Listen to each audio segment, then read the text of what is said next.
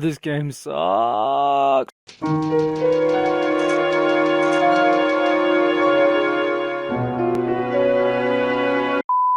Before I start this video, I just want to say that you may notice a drop in quality in some of the clips that I'm using. I'm not happy with this, but as I'm sure you'll pick up on during this review, I really don't want to have to play the game through again to get to where I was when I started doing that. Plus, I overwrote all my saves. So, I apologise. Ah, the prequel. Since the dawn of time, man has been looking for ways to artificially extend their IPs by putting in the least amount of effort. Okay, so while I'd love for that to be true of this game and showcase the beginning of Capcom's slippery, slimy slide into shameless cash grabs, believe it or not, it actually wasn't. I know, I'm just as shocked as you are. It may not seem like it, but I do actually put some effort into these videos and do some research, so I'm not just spouting some random ramblings for the next 20-ish minutes. I got a lot of problems with prequels, but we will talk about them as and when they arise. The notion of a prequel to the first Resident Evil was actually conceived all the way back in 1995, 1 year before the release of the OG game itself on PS1 for the peripheral add-on for the N64, the 64DD. You know, that black box thingy that clipped onto the bottom of the N64 and allowed you to use floppy disks to expand memory and stuff? No?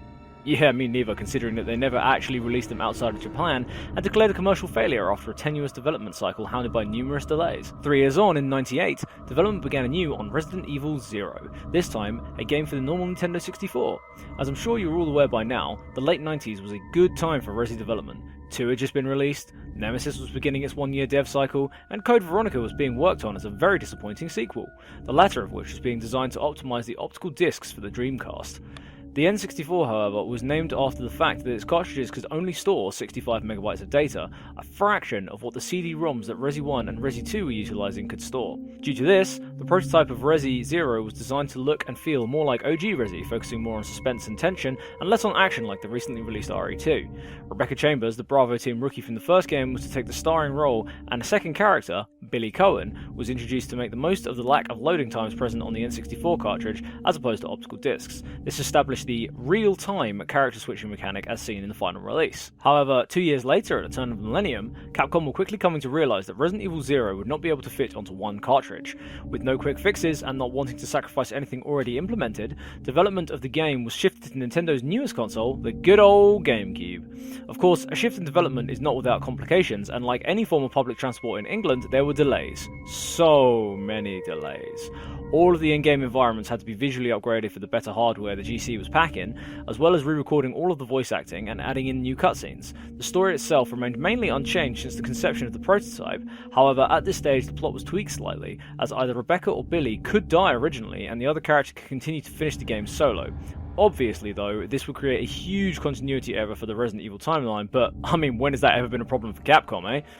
Drastically different to the as of yet still unreleased prototype, and after all that faffing about, Resident Evil 0 was finally released on Nintendo GameCube in November 2002 for North America and Japan, and because we're not allowed to have nice things, eventually for Europe in March 2003. It just doesn't make sense. In this review, I'm going to be attempting a new format where instead of just giving you the story as a huge lump at the start of the video, I'll go through it as and when the plot moves on in-game. Let me know in the comments if you like this style of video or if you prefer the original. Resident Evil 0 is a concept that I actually like the idea of. Set 24 hours before Alpha Team's nightmare incursion into the Spencer Mansion, it focuses on the doomed members of the Bravo team, or at least the one surviving member you meet in Chris's campaign, Rebecca Chambers. And with that, the concept I like is out of the window faster than Carlos on a speeding tram. It's massive. While I'm not saying that playing as Rebecca is a bad thing, what I am saying is a game centered on the entirety of Bravo Team piques my interest a hell of a lot more. This could have laid out the stories each member were unable to tell as it led them right up to their grisly deaths. Instead, the opening text crawl we are treated to talks about Raccoon City's fate, the incident on Rockfall Island, and something that happened somewhere called Sheena Island? Don't worry if you've only been watching my videos for the Resi story, as I hadn't heard about this either in the main series. Turns out that it's the plot of Resident Evil Survivor, the not so well received light gun spin-off game. After this, it's established that Zero is going to be focusing on the origins of Umbrella and the T-Virus instead of Bravo Team. The game jumps straight in at the shit's getting weird point that most Resi games only usually hit around the halfway mark or thereafter. The opening cutscene to set up the story starts us off on board a train full of Umbrella employees, just as it is attacked by a man standing on a hillside in front of the Veiled Moon, looking slightly out of place, like he just escaped straight out of a Final Fantasy game. He commands his army of flying turds by singing opera music, I hasten to add, to wipe out the train's occupants. I guess this is as good a sign as any as to what we're in for the rest of the game here. After witnessing the fruits of Wesker's labours sabotaging Bravo's chopper, the team hits boots on the ground and begins surveying the area. Finding an overturned military vehicle and the corpses of its occupants, they deduced that the prisoner they were transporting, a former soldier who was responsible for killing over 20 people, killed his escorts and escaped, but it was quite clearly zombie dogs that did that. Come on, guys. Immediately forgetting their original mission to investigate the Arklay Mountain murders, they split up Scooby-Doo style to look for him. Maybe there's a reason why they all died before the events of Resident Evil 1. Finding the train just randomly parked up in the woods, Rebecca begins her journey towards eventually reuniting with Chris Redfield. As soon as you get control and get to wander up and down the train cars, it feels just like a classic Resi game. Static cameras and tank controls easing you back into that series staple for, unfortunately, what may very well be the last ever time. It's not long, however, before you're introduced to the second character of the game, as Resident Evil is so wont to do, as the game throws you a neat little trick. You see, as I mentioned earlier, both characters move around together and for the most part stick together on their little adventure. While partnered up, the character you're not controlling will just aimlessly follow you about. However, the neat little trick here is that the second stick, the C stick on the GameCube or the right thumbstick on the HD ports of the game, can move the character around independently. This is great for positioning them tactically around the room and attacking multiple enemies at the same time, but to be honest, I really only use it to get them out of the way of the goddamn doors. Okay, so a massive problem with prequels is, you know what's going to happen. Unless it's a prequel like Prometheus was to Alien, that basically has nothing to do with what it's prequeling. In that case though, they're usually shite, just like Prometheus was to Alien.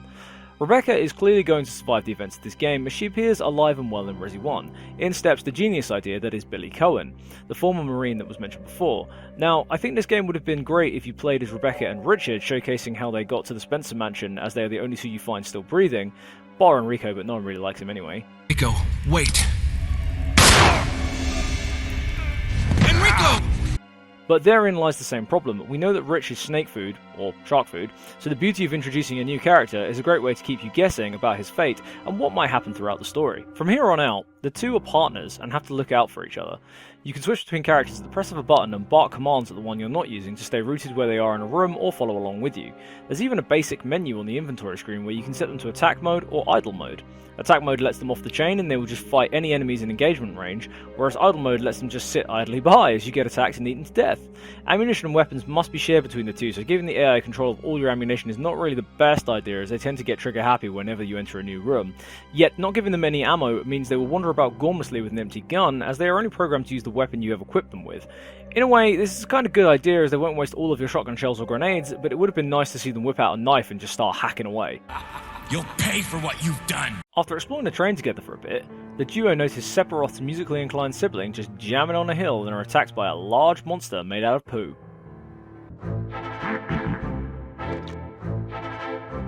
Me. Okay, I'm sorry, I just don't like these enemies or the whole leech thing. It's a leech man, made of leeches. Unbeknownst to them, two members of Umbrella's Special Forces team, commanded by Wesker, take control of the train and it starts moving.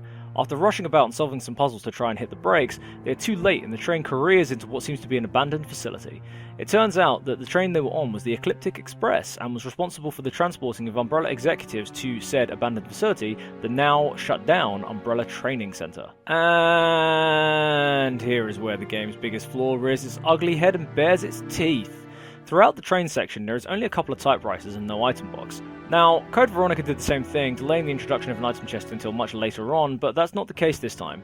I mean, the train itself is only 5 carriages that you explore in a line, and there isn't really that much to do. It's like a more linear version of the guardhouse segment from Resi 1. Find keys, open doors, fight boss, move on. However, upon locating the first safe room of the facility, you notice the lack of the item box as well. Well, this is the game's biggest flaw in my eyes. Apparently, the removal of item boxes is to make Resident Evil 0 more difficult than previous games. Well, yeah, you succeeded, but not in a good way.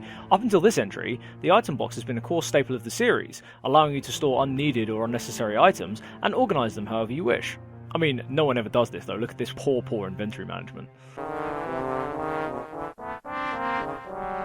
The way the game gets around soft-locking you at every turn because you can't pick up any new items is that you can now drop items anywhere in the world from your inventory, and they will stay exactly where you put them until you pick them up again. This is an absolute godsend, as unlike the OG game, where one character has a smaller inventory to tweak the difficulty, for some reason, whomsoever came up with this most ingenious of ideas decided that both characters would only have 6 inventory slots. Oh, and did I mention that larger weapons like the shotty and grenade launcher, as well as a couple of key items, take up 2 whole inventory spaces? I was consistently short on space for the majority of the game, as I was having to trade items to my partner, drop some, pick up an item, then trade back just so that everyone was well equipped enough for the next challenge, or could carry that key item past a room full of enemies that we just ran through trying to save ammunition. The only saving grace here is that once you place an item down, it is marked on your map with a handy display to show you where you left it. Unless, like me, you put the ink ribbons down near the typewriter, but on the trigger between 2 different camera angles, neither of which actually shows you where they were, meaning I'm just running up and down, mashing the interact button like I'm Doom Guy looking for his girlfriend's BFG. Like all Resi games up until this entry, the first roughly half of the game is sort of an open plan layout requiring backtracking to open doors with newly found key items, but there always comes a point when the game kind of takes a much more linear path. When this happened, I eventually just abandoned a plethora of weapons and ammo, as I could not be asked just to backtrack 12 items at a time from point A to point B, as there was no box to store them in which would move them to the next area where I needed them. For the first time in the series, items now have a use option on them when interacting with them, which means you can pick up harps and immediately gobble them down without them ever touching your inventory if you're in need of a quick heal, which for the majority of the game, I bloody was. Excuse me, sir. Sir.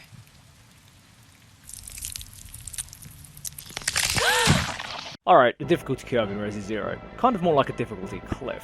High up and flat out until towards the end of the game, where the worst thing that's being thrown at you is zombies and poo men, which by that point you should be more than equipped to deal with, unless of course you left everything behind. After a brief separation at the hands of a new enemy, Billy expositions his actual backstory to Rebecca. He was part of a military unit sent into Africa to rout a force of guerrillas hidden deep in a jungle. After most of his unit died due to exhaustion and dehydration, they reached the target, but it was actually a peaceful civilian village. Rather than chalk it up to a mistake or bad intel, instead, his commander decides, well, we best do something, otherwise we'll be in trouble, and orders his men just to shoot the villagers for absolutely no reason. Billy tries to stop them, but is knocked unconscious and blamed for the attack, hence his sentencing to death row. So did you execute those innocent people?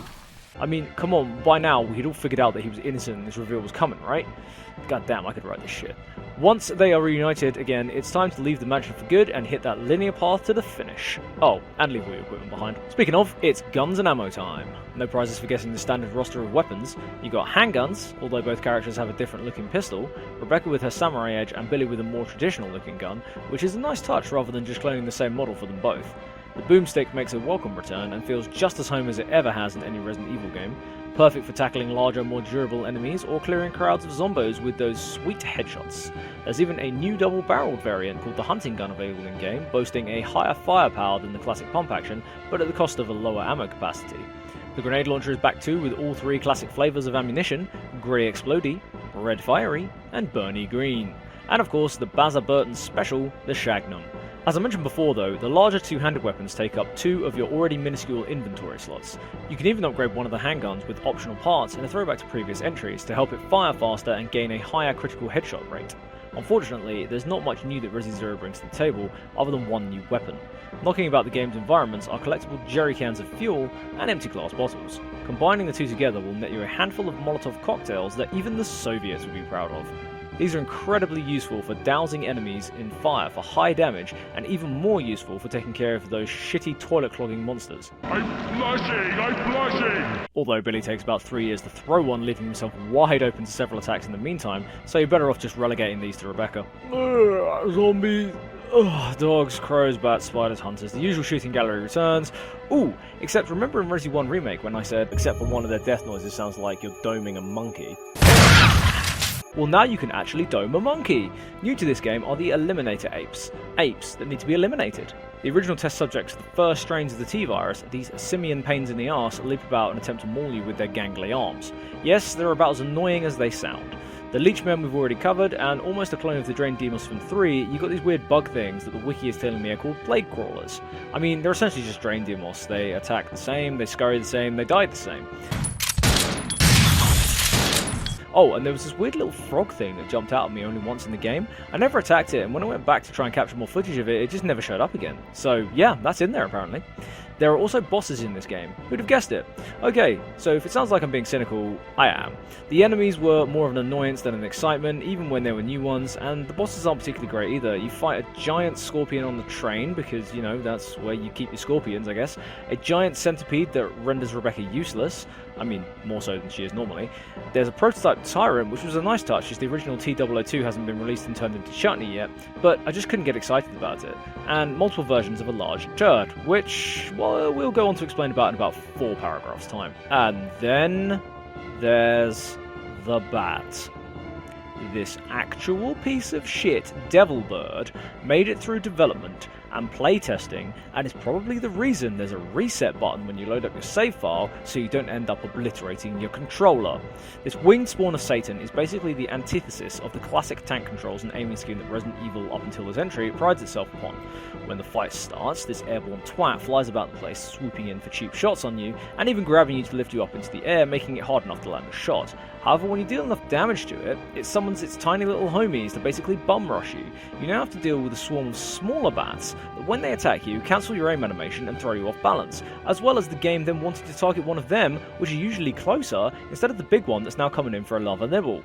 This fight sucks arse. I'm not even going to try to find something good about the enemy design or the arena to justify it. The whole thing is just a huge hot mess, and I just stopped counting how many times I died here. Having said all of that, here's one other thing about prequels that doesn't really work: the character growth and development. We know that we find Rebecca scared and alone in the Spencer Mansion in Resident Evil 1, all of her comrades and friends having been picked off one by one by the undead horrors of this nightmare. Yet, she should be tearing apart the zombie hordes like the Doomslayer by now. I mean, just the night before, she's killed or assisted in killing about 100 zombies, some zombie dogs, a bunch of undead apes, a swarm of hunters, a giant scorpion, a giant centipede, a frickin' tyrant, as well as the aforementioned large turd and minor turdlings. Yet in Resi 1, she can't even face off against one singular hunter despite mowing them down in their droves previously. I even got a trophy for skeet shooting one right out the air as it was leaping in for a decapitation.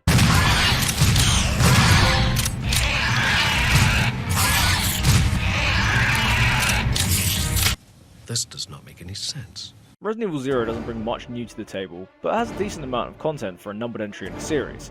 The environments you explore as you go are just varied enough to keep things interesting as you keep plodding along trying to find somewhere to dump all of your items.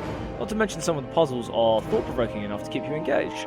The train looks great, especially when it's moving and chandeliers sway about and bottles roll around on the tables. The mansion is musty and weird in the throwback to the mansion from Resi 1. The lab complex is more sort of built into some ruins rather than the stainless steel, almost clinical labs we've explored previously, and the final area is built into a hydroelectric dam.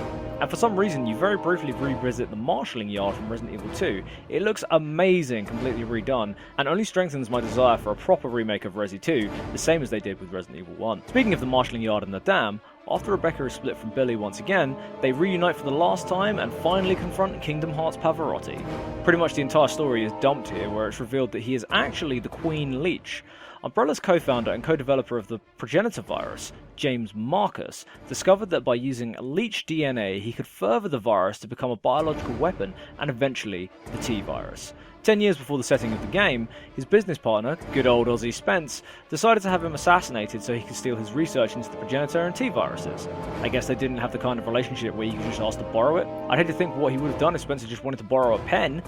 He sent his 2 best and brightest students to carry out the attack, none other than walking Ray-Ban's advertisement Albert Wesker and big old Willie B. And at this point, I'm convinced that Wesker is the only person in the series who knows how to just shoot someone to kill them rather than execute some elaborate scheme involving BOWs and the like. Just like this. After they dumped his corpse, the Queen Leech found it and reanimated him, gaining his memories and desire for revenge in the process, setting loose the T-virus on the train and in the training facility to get back at his murderers. Then he pukes up a load of turds after gorging himself too much on the Exposition buffet. This marks the final boss, the Large Turd. After defeating it twice, Becky and Billy escape the facility's explosion after Willie B sets off the self-destruct because you can't finish a Resi game without a self-destruct sequence. Reflecting on their escape from whatever the fuck just happened, they go their separate ways, with Rebecca declaring Billy officially dead and heading for the Spencer Mansion to regroup with the rest of Bravo team, which is conveniently just over the next hill. Hey, Queenie! Feast on this! In conclusion, Resident Evil 0 suffers from the Code Veronica problem. Too much to do and say with no clear direction in what way it wants to do it.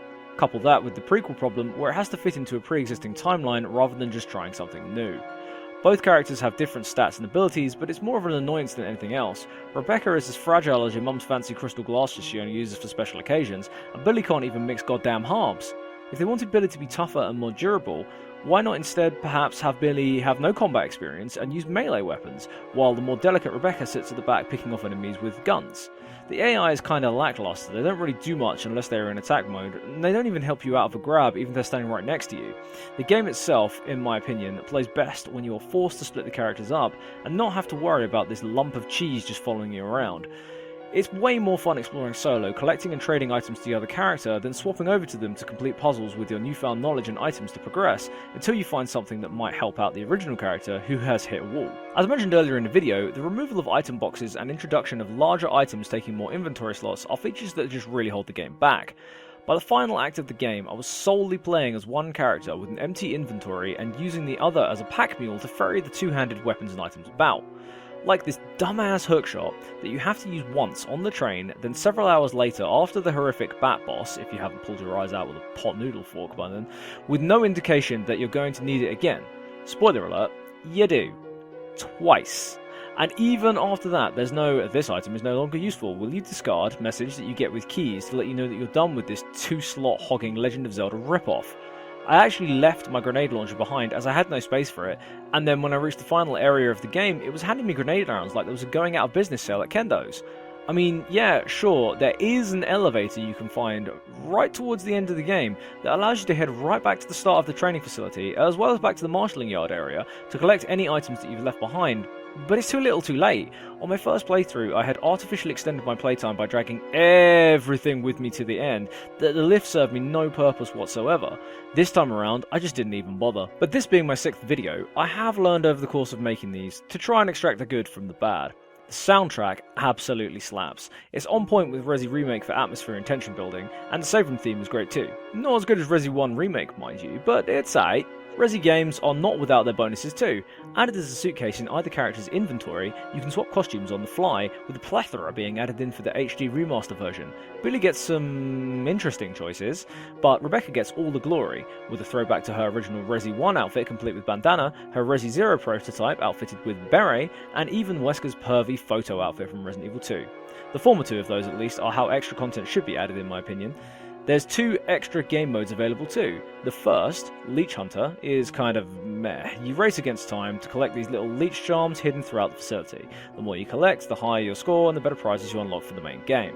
But the best, only available in the HD remaster version however, is Wesker mode.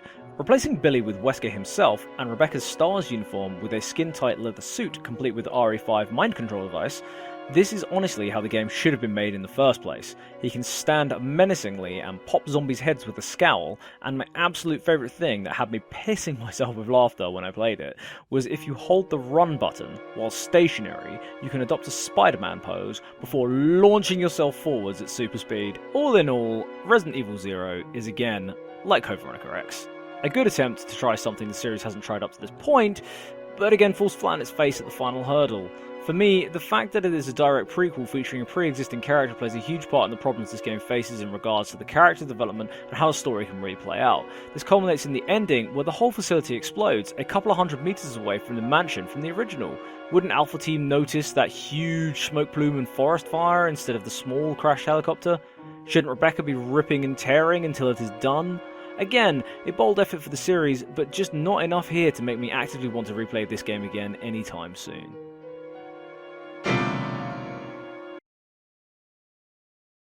Oh, and Billy just wanders off after the game ends. In the Arklay Mountains. The same mountains that are crawling with zombie dogs. Yeah, dude's blatantly dead. Bet you that's his hand in the Resi 1 opening.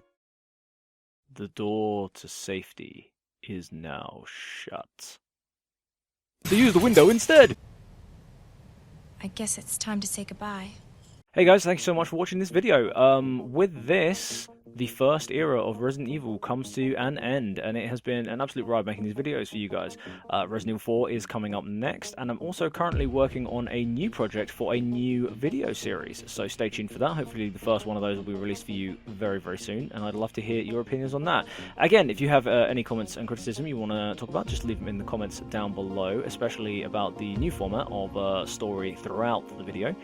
Just let me know all about it. And back by popular demand, here are some classic outtakes for you guys. Stay safe out there, you guys, and be good. With no quick fixes and not wanting to sacrifice anything already implemented into the this could have laid out. Did you know it could have laid out? I'd hate to think what he would have done if Spencer would just what you would do if you had a dream where you could do anything. The team hits Groot's on the ground. I am Groot. Capcom's slippery, slimy slide into shame. God damn it! I nailed the delivery on that first time, and now I can't do it. Slippery, slimy, slime, Miss Moneypenny. Secret but not stirred.